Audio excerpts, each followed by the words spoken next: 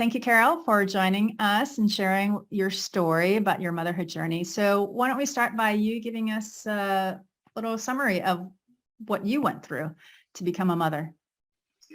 Well, it wasn't that difficult, so there's not a lot to say, but I think that the main reason why maybe it wasn't that difficult was because I'm a practicing acupuncturist, and I started seeing quite a lot of patients with fertility issues back in 2006, and then until 2010, when I was still in London, probably 80% of the people I was treating were women trying to get pregnant. So that brought on a lot of awareness of what could happen, the struggles that women could go through, but also the fact that I think a lot of women don't really know their cycle and they don't understand their body, and that there's a disconnect. So the fact that you don't really know where you're at in your cycle, what's normal, what's not normal, when you ovulate, it does make it harder to fall pregnant naturally. That's the route you're going down. So I think back then I was aware that obviously how balanced or imbalanced my body would affect every aspect of me, including my fertility. And I was getting treatment fairly regularly just in general anyway. But I remember I was kind of tracking my cycle, partly also because I was telling people to track their cycle. So I just couldn't give advice without knowing what it would be like, just, to take a temperature every day, that you forget, that it's easy, that, that it takes a couple of months to kind of get a pattern, that the temperature, what kind of patterns the temperature can have. So I just kind of learned a lot from teaching people. So by the time at the time I didn't have a partner, and I wasn't especially broody, and I didn't know whether I really wanted children. But then by the time I met my partner, and then we thought of maybe trying for a baby, by that point, I knew every month, when I was ovulating, and I knew my cycle. I knew a lot, and I was obviously taking care of myself in terms of nutrition and diet, and I wasn't perfect, but I was kind of following the advice I was giving people for myself. So I think that had a lot to do with the fact that then when we tried, it pretty much, as in we talked about it, and the following month I was pregnant, which came as a shock. As in I actually didn't, I remember it would work. You didn't think it would work that fast. Okay. And looking back on it, yes, my cycle was regular. My temperature was doing everything it should be doing. I was getting all the signs around ovulation. I was eating well. I was sleeping well.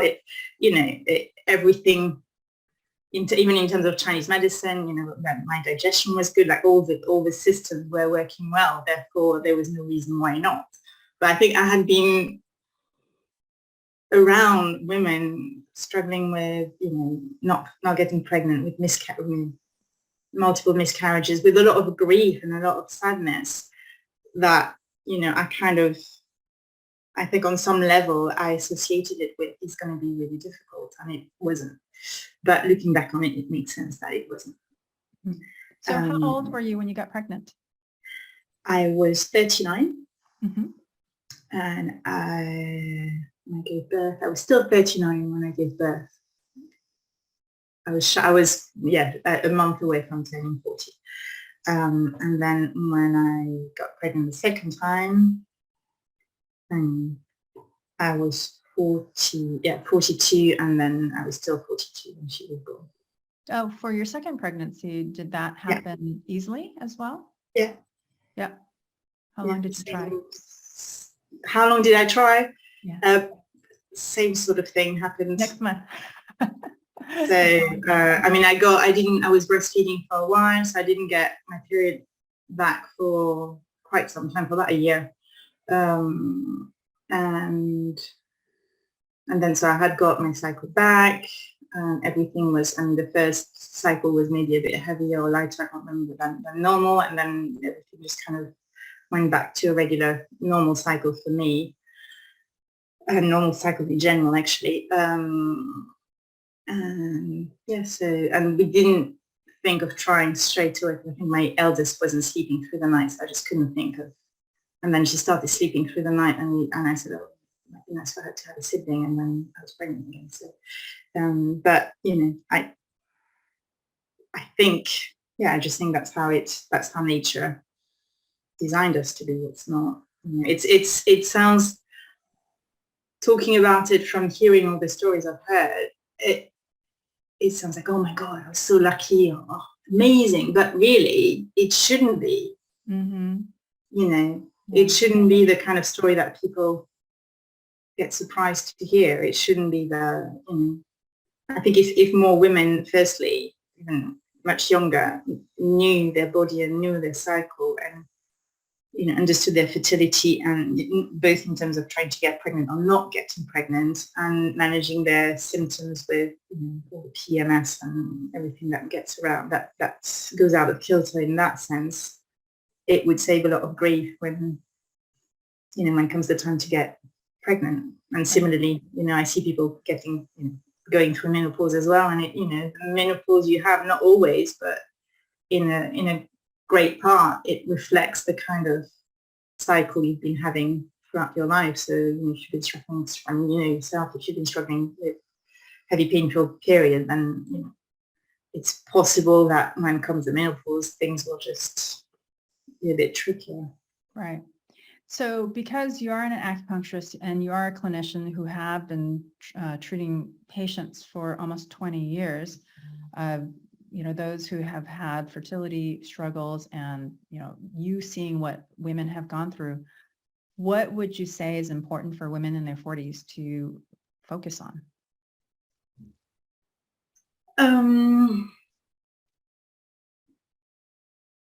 Well, it depends on what the picture is, but to focus on getting their body in balance and their mind, and it's not just about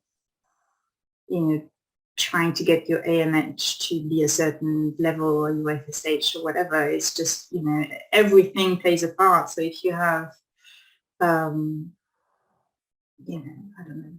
What does it mean to you when you say in balance? I mean everything working well, as in just you can't take anything in isolation. So if you're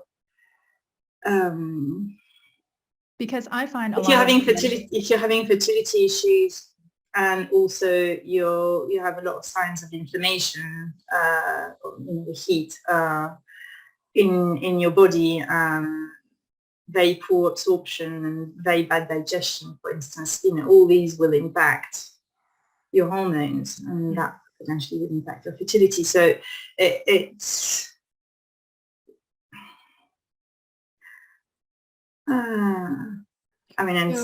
one thing I like to work with a lot. I mean, there are two things I quite like to work on a lot with people. It's one is nutrition, and making sure that you have really nutritious food, which isn't necessarily what people think of as healthy food, as in it's not eating salad and low-fat yogurt and all of that. So it's just really just making people aware of the fact that it's important to have fat, to have bone broth, to have really nutritious food, and to if you want to grow a human being, you need to eat the stuff that we're made of. So you need to eat flesh and bones and all those things. And the other aspect is more kind of emotional,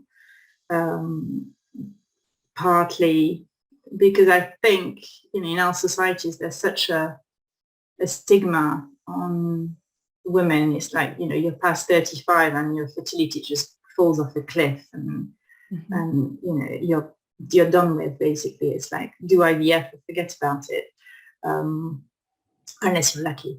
And it's I find that quite frustrating when I see women come and say, oh well, I saw one yesterday, and she's done various rounds of IVF. She did with sperm donor, she froze eggs, she froze embryos. She, in the middle of it, or towards the end of it, she actually got pregnant naturally. and she's now thinking of trying again with the frozen embryos, and you just think, well, you know, you got pregnant naturally, so possibly, you know, your body can do it. And you know, or women who have miscarriages, and then you just keep on repeating IVF until hopefully it works, but without kind of stopping and thinking, wait, why is my body not taking on that embryo? What's going on there? As in, it's a bit like, you know, repeat the same thing and expect a different outcome, and you know, sometimes it works, but most of the time it doesn't. It just kind of repeats itself, you know. And in on a more emotional level, I think it's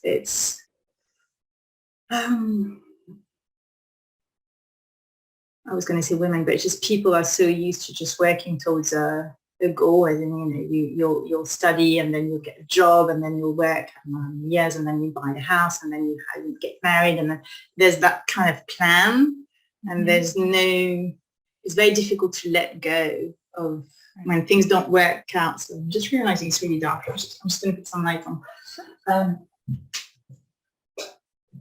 What's that one? It's really hard to let go of the outcome, and it's, you know, and sometimes it is about taking a step back and getting someone to focus more on feeling as well as possible within themselves, and that in itself, and just say, well, just try and work on that for a few months, and the fact that you do that takes away the pressure of, you know, I need to try this cycle, and that can make a world of difference. I mean, I know, you know, there's the whole thing of stop trying and you'll get pregnant. It's not that simple, but to put that much pressure on reaching a goal is certainly counterproductive. Yeah. How do you encourage your clients to shift that focus from just the baby as a goal to more of a generalized, holistic perspective of, let's get your body in shape and ready for the baby? Because women in their 40s, they have this very real time crunch, and they don't feel like they have the time to focus on their health or their general health, that they really need to get all these, that plan into place and rolling. So how would you address that, of being able to shift from the baby to more of a holistic approach? Well, I think deep down, a lot of them know that they need to kind of stop and take a pause, you know, and if given the chance to consider that option, they will actually consider it. Because, you know, it's a bit like being on the hamster on a wheel, and the moment you actually tell someone this is what you're doing, it doesn't look like a good idea to anyone. So I think there is that awareness in a lot of women. It's just they just need to acknowledge that. And also, yes, there is a time pressure when you're in your 40s, but let's face it as well, whatever your hormones are now, they're not going to be that much different in 3 months' time, right, or in 6 months' time. I mean, they do change. Yes, there is the time pressure, but it's where investing in trying to get yourself in as good a place as possible physically, but also emotionally, and give yourself time to do that. And it's almost necessary to give yourself 3 to 6 months, so that suddenly you don't have that monthly pressure, and you know you've got a few cycles to actually, well, not you, but I know as a practitioner that then I have a few cycles to work with, right, before the pressure comes back. And I think often it's kind of a necessity. It's not always easy to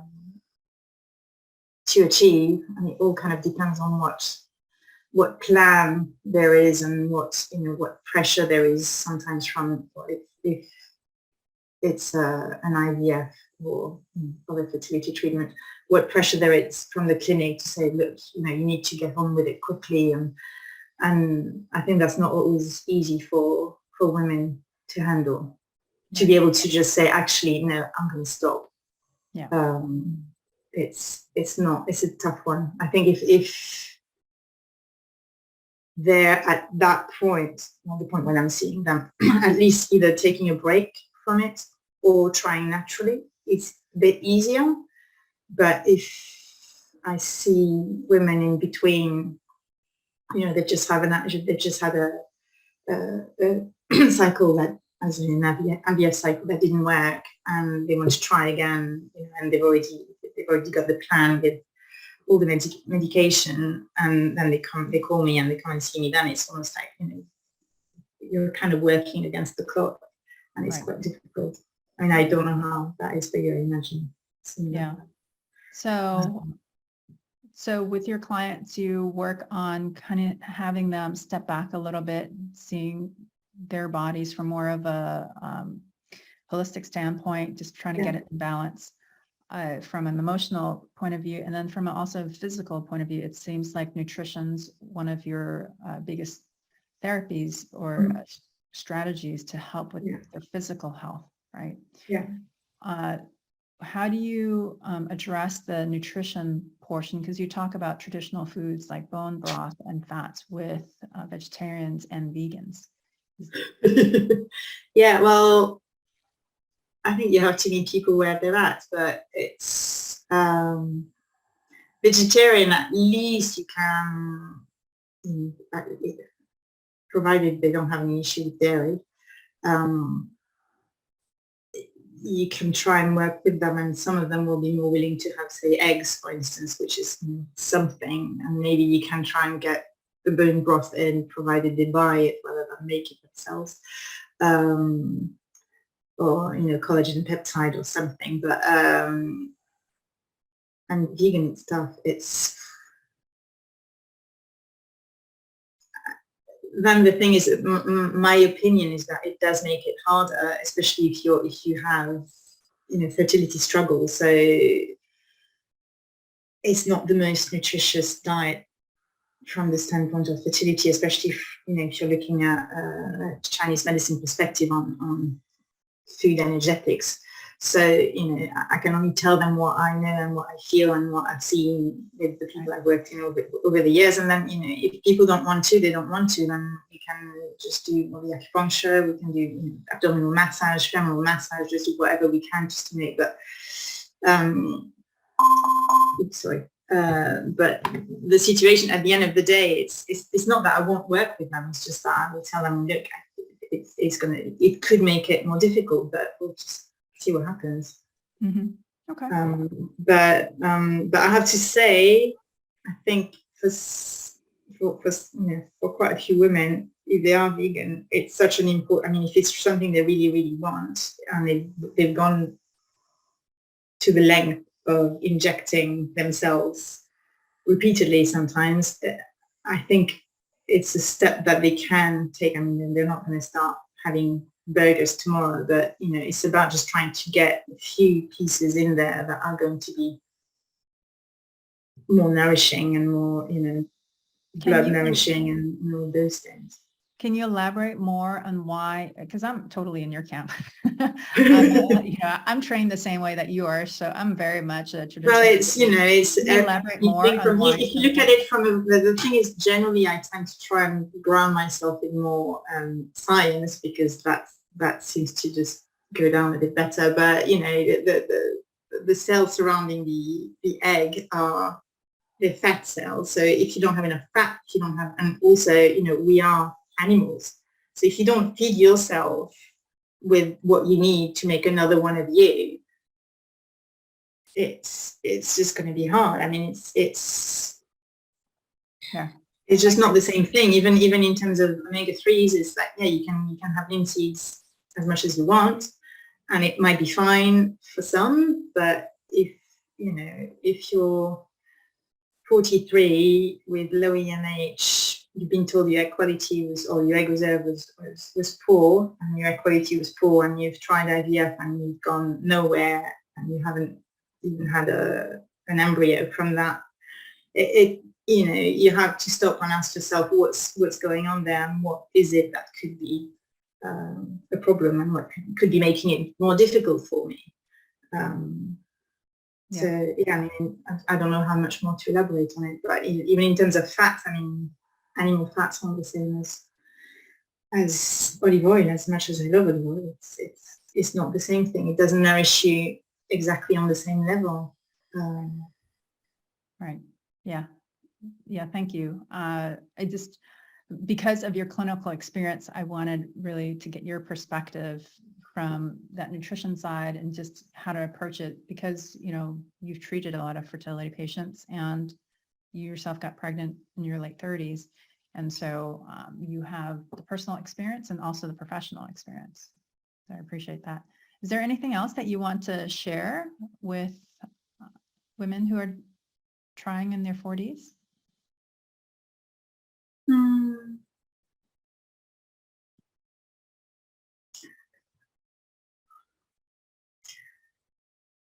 I think sometimes also, I mean, especially with women in their 40s, there is a lack of faith and trust in your own body. And by that point, often partly because either it's been difficult for a while to fall pregnant, or they haven't tried until they were 42 or 43 and they're fine, and then they kind of fast track into fertility clinic and they're being told all sorts of horrible things. It's a lot of women come and they're pretty much not kind of convinced that they can't possibly fall pregnant naturally, and they'll be lucky if they get an embryo out of an IVF. And it's they're going through the motions and they're trying, but there's one part of them that doesn't believe it can happen, and I think that's bullshit in a lot of cases. So what would you like to say about that?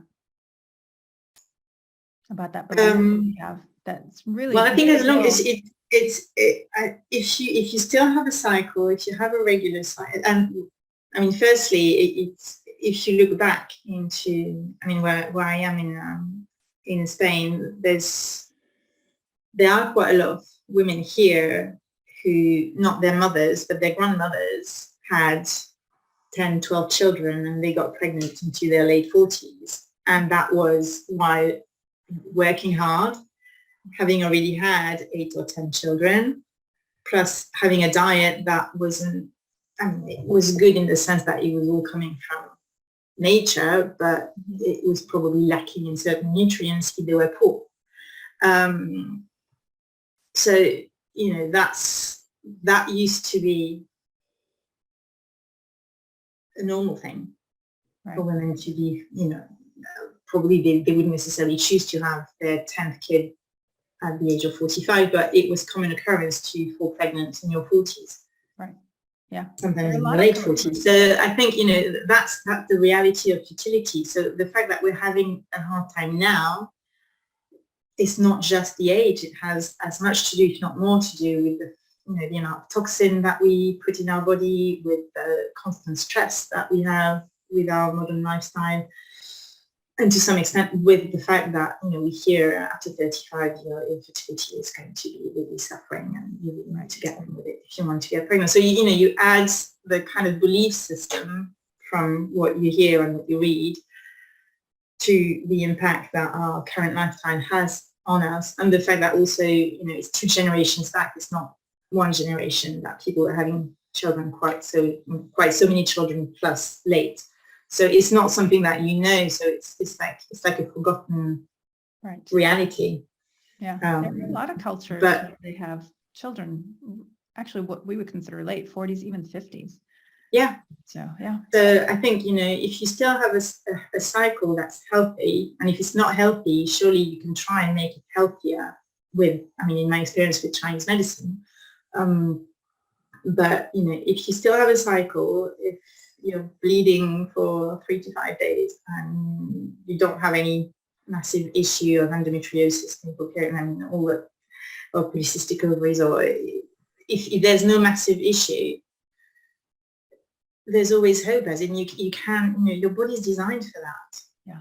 I'm not saying, it's not a guarantee, because obviously but more times than none, your body can do it. Right. Yeah. It's about believing that. Yeah, Trusting totally. in your body, trusting in your body, and believing that it is possible. Yeah. Yeah. Yeah, for sure. Where's your practice, Carol? Where, in Spain, or? We're in Spain, in case someone... in southern Spain. Okay. Not far from, we can see Africa from the beach here. So. What city in Spain? It's called Marbella. Marbella. Okay. So your practice, your acupuncture practice is in Marbella, Spain. Yeah. Great. Thank you so much, Carol. Really appreciate your time and sharing your Pleasure. story and your expertise as well.